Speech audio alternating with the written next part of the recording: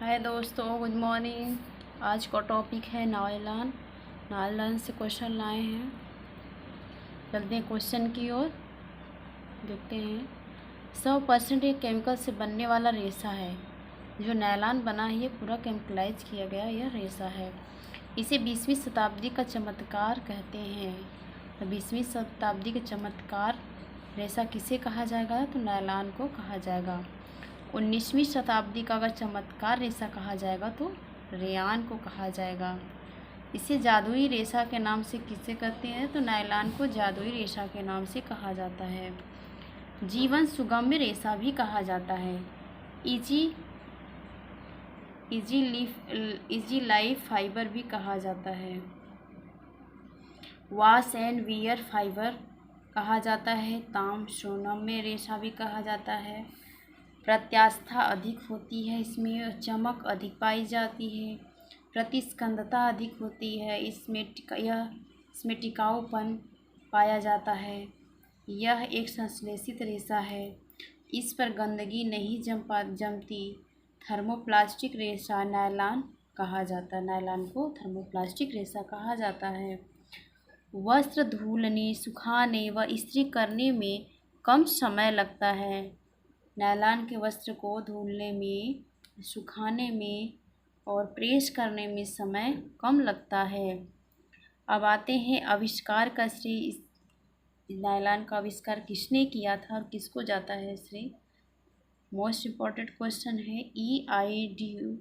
पान D निम्यूरस and company के वैज्ञानिक डॉक्टर वेलेस एच कैरोथर्स और उनके साथियों द्वारा किया गया था।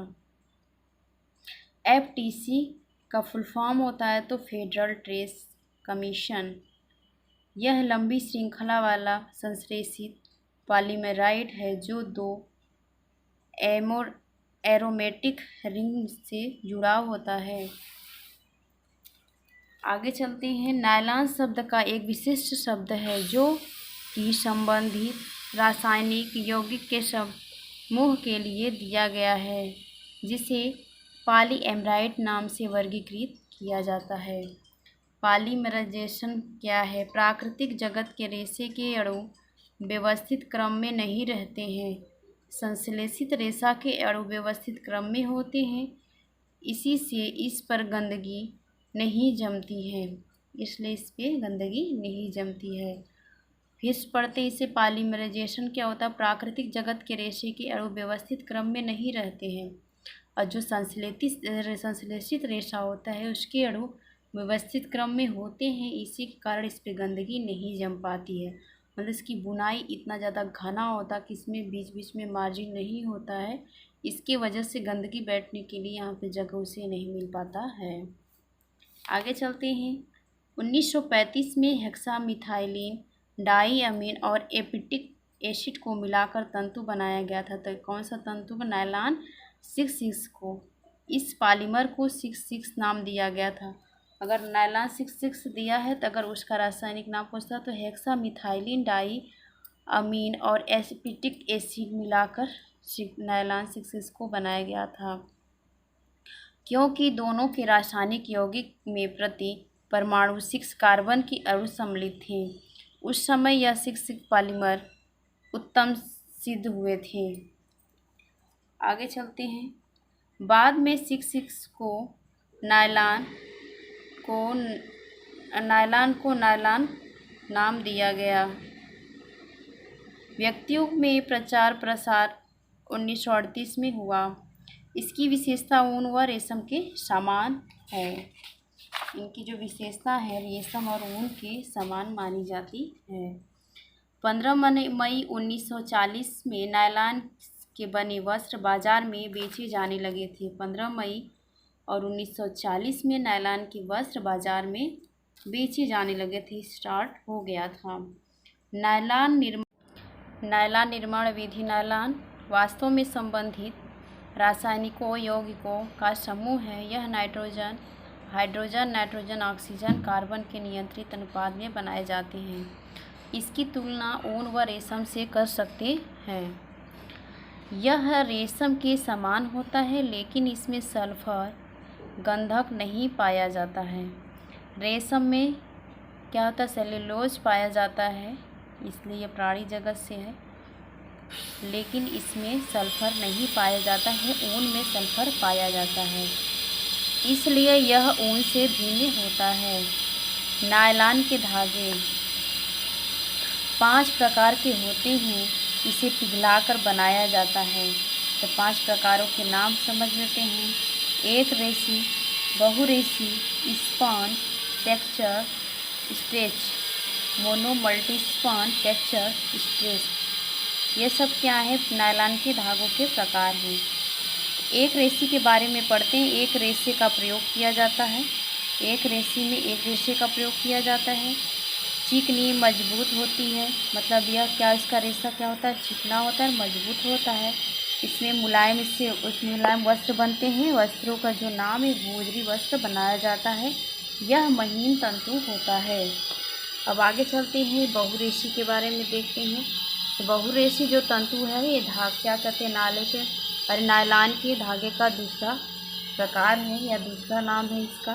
तो बहुरेशी धागों को 2 या 2 से अधिक रेशों का प्रयोग एक रेशी धागे से मजबूत होता है। जाहिर सी बात कहा जा सकता है कि एक अगर धागा एक रेशा है तो कम मजबूत होगा, लेकिन बहुरेशा है तो ज़्यादा मजबूती प्रदान करेगा।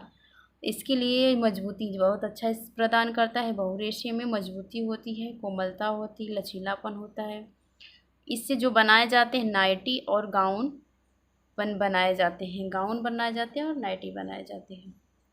जो स्पन है, इसका जो धागा का जो लंबाई है तो क्या होता है, 1 इंच से 5 इंच तक होता है। इसकी सतह खुरदरी होती है, मजबूती ज़्यादा होती है और घर्षण से खराब नहीं होता है स्पन धागा। चौथा प्रकार देख लेते हैं। सतह इसकी क्या होती है, खुरदरी होती है। संरचना फुज्जीदार होता है। छूने में इसकी सतह कोमल होता है और इसे जो बनाया जाता है, दरी, कंबल आदि का निर्माण किया जाता है। इसमें लूप उठाने के लिए एक रेशे धागे का प्रयोग किया जाता है। 5वां है, इस विधि द्वारा धागों को घुंघराला बनाया जाता है। स्प्रिंग के जैसा धागा खींचकर छोड़ने पर पुनः स्थिति प्राप्त कर लेता है। जैसे कपड़े धागे को खींचा जाता है तो स्ट्रेचुअल जो धागा होता है वो उसको खींचेंगे फिर, लेकिन वो पूरा अपने अवस्था में जितना छोटा या बड़ा रहेगा उतने में आ जाता है। इससे क्या बुनाई की जाती है, स्वेटर, कार्डिगन, स्लैक्स, ये सब। इनसे बनाए गए वस्त्र मोटे दिखाई देते हैं। जो टेक्सचर धागे, स्ट्रेच धागे से जो कपड़े की बुनाई होती है, स्वेटर, कार्डिगन, स्लैक्स, ये सब कपड़ा देखने में मोटा लगता है। अब आते हैं नायलॉन की विशेषताओं की तरफ। तो भौतिक विशेषताएं हैं, जो भौतिक विशेषता के हम संगठन को देखते हैं तो हाइड्रोजन, नाइट्रोजन, ऑक्सीजन, कार्बन, ये सभी मिलकर इनका संगठन नायलॉन का तैयार किया गया था। निश्चित अनुपात में इसका प्रयोग करते हैं। एक इसका हाइड्रोजन, नाइट्रोजन, ऑक्सीजन का, कार्बन का, इनका अनुपात एक निश्चित होता है। उसी निश्चित अनुपात में इसको बनाया जाता है। मजबूती, स्पन व साधारण दोनों धागे मजबूत होते हैं। जो स्पन धागा होता है और जो साधारण धागा होता है, ये दोनों मजबूत होते हैं मजबूती के लिए अगर कहा जाए तो। नायलॉन का रासायनिक नाम है पॉलीमाइड।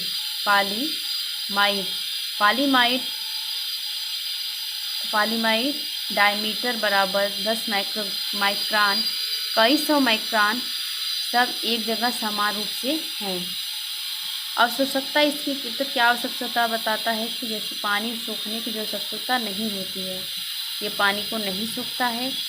पानी सतह से फिसल जाता है, मतलब पानी के सतह पे कपड़ा रखने पे कपड़ा फिसल जाएगा, लेकिन पानी को नहीं सोखता है। पॉलिस्टर जैसा होता है।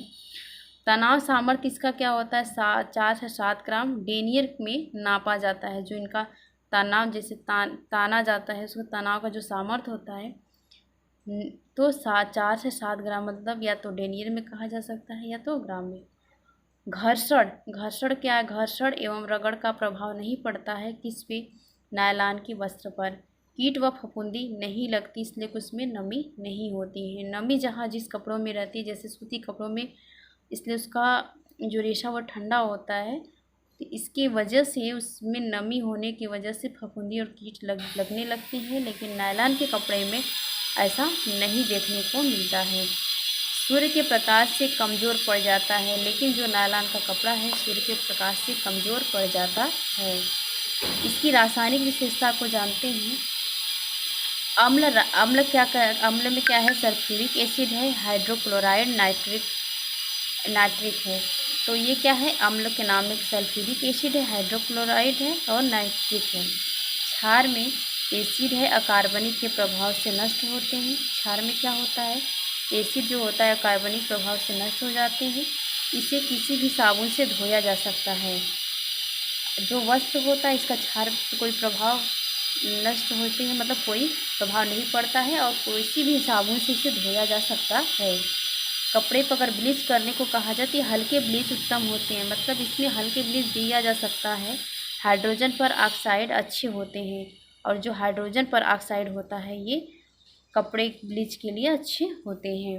रंग कैसा होता है, तो इस पर कैसा रंग चढ़ता है, तो पक्के रंग चढ़ते हैं रासायनिक क्रिया करने के बाद। अम्लीय रंग अच्छे होते हैं, मतलब जो रंग होते हैं पक्के चढ़ती है, और अम्लीय रंग को अगर माना जाए तो अच्छा होता है नायलॉन कपड़ा के लिए। पसीना का जो प्रभाव होता है इस पर नहीं पड़ता है, जैसे पसीना का प्रभाव पड़ने से कपड़े ख़राब हो जाते हैं, गलने लगते हैं, तो ऐसा कुछ नहीं, नायलॉन में ऐसा नहीं होता है, इसका कोई प्रभाव पसीने का नहीं पड़ता है।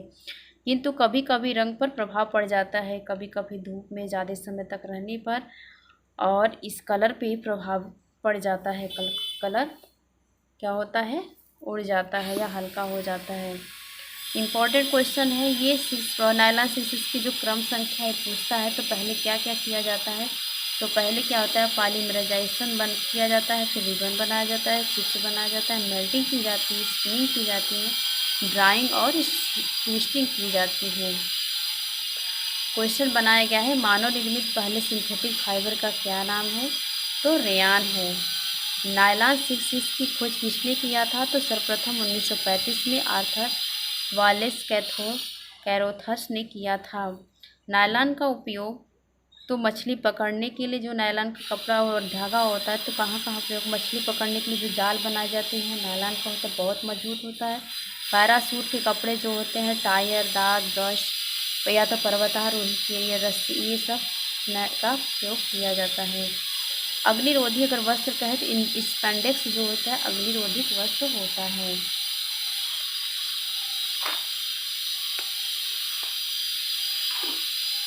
अब नेक्स्ट पॉइंट पे चलते हैं, नायलॉन रेशे के वस्त्र। तो 3 प्रकार से वस्त्र बनाए जा सकते हैं, 100%, मिश्रित और पुनर्वलन में। तो 100% में कहा जाता है शुद्ध नायलॉन है, सिकुड़न नहीं है, वस्त्र हल्के हैं, मजबूत है और टिकाऊपन है। मिश्रित में है नायलॉन प्लस अन्य रेशा मिला हुआ होता है, अपरिपक्व अवस्था में मिलाया जाता है, कोमलता और शीतलता होती है, नमी सोखने की क्षमता पाई जाती है, मजबूती और टिकाऊपन होता है। तो इसमें तो ये दोनों को तो यहाँ पे डिटेल बता गया है। तो पुनर्वलन में क्या है, चल के देखते हैं। तो पुनर्वलन में कोहनी एवं कंधे पर नायलॉन की पट्टी जोड़ना, मतलब जो कोहनी होता है इस सब पे क्या होता है, कंधे और कोहनी पर नायलॉन की पट्टी को जोड़ना मजबूती प्रदान करता है। जैसे कोई कपड़ा का अगर सिलाई हो रही है तो इसमें नायलॉन, अगर नायलॉन के कपड़े कोहनी, जैसे कोहनी पे जल्दी कपड़ा फटने का चांस रहता है और कंधे पे खिंचाव वजह से घसकने का चांस रहता है, तो इसकी वजह से अगर कोहनी और कंधे पे नायलॉन के कपड़े लगाए जाए तो इसमें मजबूती प्रदान होती है, उसकी जो जीवन अवधि है वो बढ़ जाती है। तो नायलॉन का जो निर्माण प्रक्रिया है कैसा किया गया, तो हेक्सामिथिलीन डाइएमीन एपिटिक एसिड बराबर, तो क्या है, नायलॉन साल्ट तैयार किया जाता है। नायलॉन साल्ट से क्या तैयार किया जाता है, यहाँ पर ऑटोक्लेव के जैसा गर्म किया जाता है, फिर लीनियर सुपर के साथ अणु पास हो जाते हैं, फिर इसके बाद क्या होते हैं, पॉलीमर बन जाते हैं। तो फिर लीनियर सुपर पॉलीमर तैयार होता है। इससे क्या होता है, तो कास्टिंग व्हील से इसे गुजारा जाता है, तो इससे जो कास्टिंग व्हील से गुजारा जाएगा तो यहाँ पे नायलॉन तैयार हो जाएगा। नायलॉन के बाद अब चौथे चरण में आते हैं। तो नायलॉन रिबन से क्या होता है, कोल्ड वाटर रिबन में जमा, मतलब फिर क्या होता है, कोल्ड वाटर पानी में क्या रिबन को जमा दिया जाता है। जमा हुआ जो रिबन होता है, जो जमा हुआ रिबन होता है फिर उसे क्या किया जाता है, काटा जाता है छोटे छोटे टुकड़ों में, तो नायलॉन फ्लेक्स तैयार किया जाता है। जब नायलॉन फ्लेक्स को पिघलाया जाता है तो गाढ़ा घोल तैयार किया जाता है। तो गाढ़े घोल को स्पिनरेट मशीन में डालकर धागा को निकाला जाता है। जब धागा निकलता है तो मशीन की लंबी रील में उसे 7-8 गुना खींच कर उसे पिरोया जाता है। तो फिर उसके बाद महीन पतला महीन सूक्ष्म रेशा प्राप्त हो जाता है।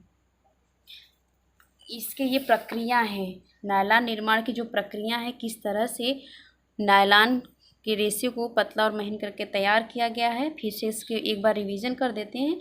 जो रासायनिक क्रिया की गई है तो उसको रासायनिक क्रिया किस विधि से कहते हैं, उसका क्या नाम है, तो हेक्सामेथिलीन डाइएसिटिक एसिड जो है, इससे बनाकर नायलॉन साल्ट को तैयार किया गया। तो नायलॉन साल्ट से तो क्या कहते हैं, इसमें आटोक्लेव के जैसा गर्म किया जाता है। फिर इससे क्या तैयार होता है, लीनियर सुपर, मतलब यहाँ पे क्या होता है, अणु पास पास हो जाते हैं, तो उससे क्या लीनियर सुपर पॉलीमर तैयार हो जाते हैं। जब लीनियर सुपर पॉलीमर तैयार हो जाते हैं तो इसे कास्टिंग व्हील से गुजारा जाता है। तो गुजारने के बाद फिर नायलॉन के रूप में आ जाता है।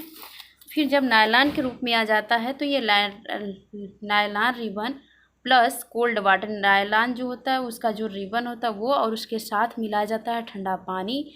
फिर उसके बाद ठंडा पानी मिला कर उसको जमा दिया जाता है। फिर जमा हुआ जो रिबन होता है उसे छोटे छोटे में टुकड़ों में काट दिया जाता है। फिर उसे तैयार क्या होता है, नायलॉन फ्लेक्स तैयार होता है। तो नायलॉन फ्लेक्स तैयार होता है तो उसको पिघला दिया जाता है। उसको पिघलाने के बाद गाढ़ा घोल तैयार होता है। जब गाढ़ा घोल तैयार हो जाता है तो स्पिनरेट एक मशीन होता है उसमें, जो कि एल्युमिनियम के बने होते हैं। उसमें छोटे छोटे ढेर सारे छिद्र लगे होते हैं। उसमें डालने के बाद पतले पतले रेशे निकलने लगते हैं। तो उसके बाद गाढ़े घोल के स्पिनरेट धागे में, स्पिनरेट मशीन में डाला जाता है। तो उससे हमें धागा मिलता है। जब धागा यहाँ निकलता है तो मशीन में लगी रील में 7-8 गुना के हिसाब से वो खींचता है। तो जब खींचेगा तो क्या होता है, पतला हो जाता है, पतला और महीन सूक्ष्म रेशा तैयार हो जाता है। ये बताया गया है कि अन्य अणुओं को फिर मिलाया गया है, छोटे छोटे टुकड़ों को मिला, फिर उसकी कताई की गई है, खींचा गया है, फिर चमक कम करना, फिर लहर देना। तो ये सब क्या है, ये भी इसकी प्रक्रियाएं हैं उसको बनाने की। तो इस तरह हम उसमें 7 प्रक्रियाएं बता दिए गए हैं। आज के लिए ही इतना ही।